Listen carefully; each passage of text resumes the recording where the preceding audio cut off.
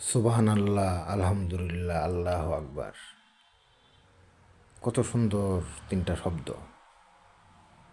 যাই হোক, কিছুক্ষণ আগে ডক্টর ইউনূস সাহেব, মাননীয় প্রধান উপদেষ্টা, একটা বক্তব্য দিলেন। তিনি বলেছেন আগামী 3 মাস তিনি ঐতিহাসিক কিছু কাজকর্ম করবেন। সারা পৃথিবীর যত দূরে যেতে হয়, যত নির্ভুলভাবে করতে হয়, উনি সমস্ত কাজ করবেন। এবং ওনার ক্ষমতা আসার পর থেকে এ পর্যন্ত যত ভালো কাজ করছেন এটার একটা লিস্ট থাকবে। এটার লিস্ট উনি বলছে কর্মস্থলে যাওয়ার আগে ঘরে টানায় রাখতে, এবং কর্মস্থলে যাওয়ার আগে এটা দেখা পইরা যাতে সবাই যায়। আলহামদুলিল্লাহ, ওনার এই কথাটার জন্য আমি আলহামদুলিল্লাহ বলছি। আলহামদুলিল্লাহ, খুব ভালো কথা। 14বার বিদেশ সফর করছেন আপনি, বলছেন আমরা কোথাও যাব না, সারা পৃথিবী আমাদের কাছে আসবে। 14 মাসে একটা টাকার অনুদান কোনো জায়গা থেকে আসে নাই। আইএমএফের লোন আসে নাই। যাই হোক, আসে নাই, ভালো কথা। বাকি 3 মাসে আসবে। সংস্কার করতেছেন, খুব ভালো ভালো সংস্কার করতেছেন, ভালো কথা। চট্টগ্রাম বন্দর আমেরিকার একটা সংস্থার কাছে বা কোম্পানির কাছে লিজ দিছেন, আরও ভালো কথা। আর একটা বন্দর চট্টগ্রামের, সেটা ডেনমার্কের কাছে দিবেন, আরও ভালো কথা। বাংলাদেশ শাহজালাল আন্তর্জাতিক বিমানবন্দরও বিদেশি কোম্পানির কাছে দেওয়ার চিন্তা ভাবনা করতেছেন, খুব ভালো কথা। দুর্নীতি রোধ হবে, লাগেজ কেটে বিদেশিদের জিনিসপত্র নেবে না, এটা খুব সুন্দর একটা উদ্যোগ নিছেন। বাংলাদেশ রেলওয়ে, ওই যে চট্টগ্রামের রেলওয়ে স্টেশন, সেটাও বিদেশিদের কাছে দিবেন, সেটাও খুব ভালো কথা। করিডোর দিবেন বলছিলেন, এখনও দিচ্ছেন কিনা জানি না, সেটা যদি দেন সেটা আরও ভালো কথা। তবে মানে বাংলাদেশের যেগুলো হার্ট, কিডনি, চোখ, এগুলো বিদেশিদের কাছে লিজ দিয়ে দেন।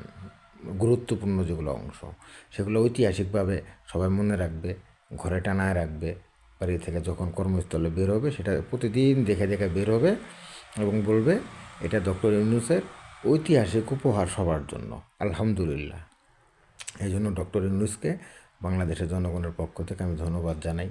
আপনি যে কাজগুলো করতেছেন এটা একদম যুগান্তকারী কাজ, খুব ভালো কথা। তো বিদেশিরা সবাই আসবে বলছিলেন, আসছে কি কেউ আমি তো জানি না, যদি আসে সেটা কমেন্ট বক্সে জানাবেন। আপনারা এত ভালো ভালো কাজ করতেছেন, এই জন্য আপনাকে সাধুবাদ জানাই। তবে আমি বাংলাদেশের একজন ক্ষুদ্র নাগরিক, অল্প আয়ের একজন মানুষ হিসাবে আমি আপনার কাছে একটা দাবি রাখি। এটা হচ্ছে, আপনি এসেই কয়েকটা ভালো কাজ করছেন। আপনার 666 কোটি টাকা কি বলে এটাকে, কর মকুব করছেন। খুব ভালো একটা কাজ করছেন, এটা নিয়ে আমার কোনো বক্তব্য নাই। আমার একটা বক্তব্য আছে। বাংলাদেশে আপনি বলছিলেন বাংলাদেশের যারা যুবক আছে, বেকার যুবক আছে, এরা কেউ চাকরি করবে না, সবাই উদ্যোক্তা হবে। তো স্যার, উদ্যোক্তা হওয়ার জন্য টাকা লাগে। ব্যাংক লোন দেয় না, ব্যাংক লোন দেয় ছোটদের, যারা শত শত কোটি টাকা, হাজার হাজার কোটি টাকা লোন নেয় আর 500 কোটি টাকা ঘুষ দেয়। এরাই হাজার হাজার কোটি টাকার লোন নিয়ে ঋণ খেলাপি হয়, লোন ঠিক মতো দেয় না, বিদেশের টাকা পাচার করে। এটা আমরা সবাই জানি, এটা ওপেন সিক্রেট একটা ব্যাপার।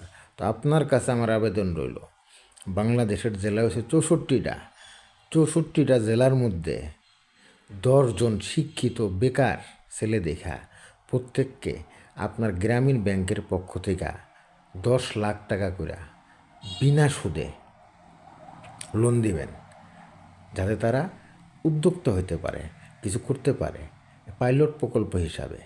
এটা যদি সাকসেস হয়, তারপরে আরও 20 জন করে দিবেন প্রতি জেলা থেকে। অন্তত পক্ষে এই কাজটা করেন। আপনার গ্রামীণ ব্যাংকের পক্ষ থেকে বিনা সুদে 64 জেলায় 10 জন করে 640 জন বেকার শিক্ষিত যুবককে 10 লক্ষ টাকা করে আপনি বিনা সুদে লোন দেন। সারা জীবন মানুষ আপনাকে মনে রাখবে। এই ঘোষণাটা আপনি দিতে পারেন না স্যার? এটা তো ঐতিহাসিক না, এটা যুগান্তকারী, এটা 100 বছর পর্যন্ত মানুষ মনে রাখবে, মানুষ দোয়া করবে। এমন একটা ঘোষণা জনগণ আপনার কাছ থেকে চায়, ঠিক আছে? ওই বন্দর টন্দর এয়ারপোর্ট টেয়ারপোর্ট এগুলো দিতেছেন, খুব ভালো কাজ করতেছেন, তো এর চেয়ে ভালো কাজ আর হইতে পারে না। তবে এর চেয়ে ভালো কাজ হইতেছে যদি 640 জন বেকার শিক্ষিত যুবককে আপনি 10 লক্ষ টাকা বিনা সুদে লোন দেন। তারা যখন একটা উদ্যোক্তা হবে, একটা প্রতিষ্ঠান করবে, একটা ব্যবসা দিবে, সেখান থেকে ভালো একটা আয় হবে, এটা অর্থনৈতিক চালিকা শক্তির জন্য একটা ভালো অবদান রাখবে। আপনার কাছে এটা আমার আবেদন রইল, একেবারে জোর হাত করজোর আবেদন রইল। হ্যাঁ, তো এটা আপনি যদি সাপোজ আপনি 30 সাল পর্যন্ত কর মুকুব করছেন, আপনি যদি 30 সাল পর্যন্ত কর দিতেন, আর এই 666 কোটি টাকা যদি কর দিতেন, তাহলে তো আপনার অনেক টাকা খরচ হইতো না স্যার? বাদ দেন, আপনি 10 লাখ টাকা করে 640 জন তো কয় কোটি টাকা হয়? 6-7 কোটি টাকা হয়। 6-7 কোটি টাকা দেন না, 10টা করে প্রতি জেলায় বেকার যুবকরা দেন না, তারা উদ্যোক্তা হোক, তাদেরকে ট্রেনিং দেন, স্কিল্ড করেন, কিভাবে তারা এই উদ্যোক্তা হতে পারে, এই ব্যাপারগুলো আপনারা আপনার সরকারের পক্ষ থেকে আপনারা তদারকি করেন। তাহলে দেখেন, 640 জন ছেলে যদি ভালো একটা উদ্যোক্তা হইতে পারে, তাহলে এদের দেখে আরও অনেকগুলো যুবক ছেলে ইন্সপায়ার্ড হবে। তখন আপনার ব্যাংক থেকে আপনি লাভ নিয়ে অথবা স্বল্প স্বল্প সুদে দিতে পারেন 10 লাখ 20 লাখ করে টাকা। হ্যাঁ, তবে বেকার যুবকদের জন্য বিনা সুদে দিলে আমার মনে হয় ভালো হতো। জীবনটা তো সারা জীবনে তো বহুত কিছু করলেন, বিদেশিদের জন্য বহুত কিছু করলেন, বিদেশিদের নির্বাচন হাজার হাজার কোটি টাকা দিলেন। বাংলাদেশের যুবকদের জন্য কিছু একটা করেন স্যার, এটা আপনার প্রতি আমার অনুরোধ। আমি একটা স্বল্প আয়ের মানুষ, আপনি যদি এই ব্যবস্থাটা করেন আমি আবেদন করতাম। 10 লাখ টাকা পাইলে একটা গরুর ফার্ম অথবা অন্য কিছু দিতাম। হ্যাঁ, তো যাই হোক, আমার মতো অনেক বেকার যুবক আছে, এই স্বপ্নটা দেখে, আপনার কাছ থেকে জিনিসটা আশা করে। হ্যাঁ, অন্তত পক্ষে, হ্যাঁ, বাংলাদেশের এই 64 জেলার 640 জন বেকার যুবকের জন্য স্বপ্নটাকে বাস্তবে রূপ দেওয়ার জন্য আপনার গ্রামীণ ব্যাংকের পক্ষ থেকে বিনা সুদে 10 লক্ষ টাকা করে লোন দিয়া বেকার যুবকদের কর্মক্ষম করেন। এটা দেখেই বাংলাদেশের বেকার যুব সমাজ একদিন কাজ করবে না, কাজ দিবে, চাকরি করবে না, উদ্যোক্তা হবে। আপনার এই কথা তখন গুরুত্ব পাবে, এই কথাটার দাম থাকবে, আপনারা আশীর্বাদ থাকবে আপনার উপর, তাই না? এই কাজটা আপনি করেন, করবেন কি? করেন করেন বাংলাদেশের জন্য। সরকারে বসে সরকারের তো অনেক কিছুই অবদান রাখছেন, তো ব্যক্তিগত পক্ষ থেকে এই অবদানটা আপনি রাখেন স্যার। এটা আপনার প্রতি আমার উদাত্ত আহ্বান রইল।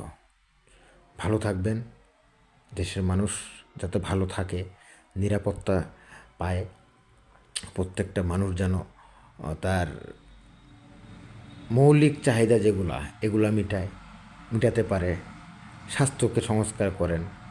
পাসপোর্ট অফিসে গেলে ঘুষ ছাড়া, দালাল ছাড়া কোনো কাজ হয় না। সরকারি মেডিকেলগুলোতে অহরহ অবস্থা, একদিন যদি ভিজিট করেন বুঝতে পারবেন। সরকারি কর্মকর্তা কর্মচারীদেরকে তো টাকা ছাড়া কোনো কাজই হয় না, এটা ওপেন সিক্রেট। মানুষ বাসা থেকে বেরোয়া যাওয়ার সময় টাকাটা নিয়ে যায়, যে সরকারি কর্মচারী কর্মকর্তাদের দিতে হবে, এটা মানুষ ইচ্ছা করেই দেয়, লাগে। ওনাদের তো বেতনও হয় না, ওনাদের বেতন হয় না, ওনাদের এক্সট্রা টাকা লাগে। এগুলো ব্যাপার না। তবে বেকার যুবকদের জন্য এই ঐতিহাসিক যুগান্তকারী এই পদক্ষেপটা আপনার কাছ থেকে জনগণ আশা করে। আপনার সুস্বাস্থ্য দীর্ঘায়ু কামনা করি। সবাই ভালো থাকবেন, সুস্থ থাকবেন। সবাই সবার জন্য দোয়া করবেন, আমার জন্য সবাই দোয়া করবেন। ভালো থাকবেন। আল্লাহ হাফেজ।